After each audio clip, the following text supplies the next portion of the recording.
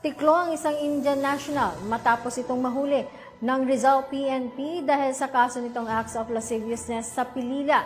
Ang nasabing individual ay nakatala din bilang most wanted person sa nasabing lugar.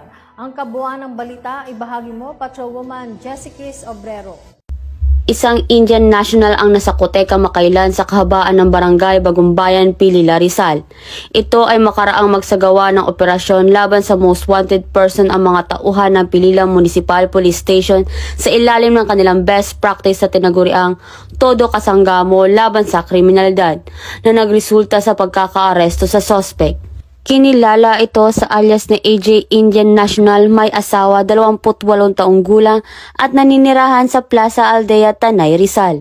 Siya ay naaresto sa bisa ng warrant of arrest na inisyo Presiding Judge Honorable Maria Lourdes Santos Mendoza ng Regional Trial Court Branch 166 Sineloan, Laguna. Sa kasong crimes of lascivious conduct, 3 counts at walang piyansang nakalaan para dito. Ayon kay Police Colonel Felipe B. Maragun, patuloy ang pagsawata sa lahat ng uri ng kriminalidad sa probinsya ng Rizal, katuwang ang komunidad at lokal na pamahalaan.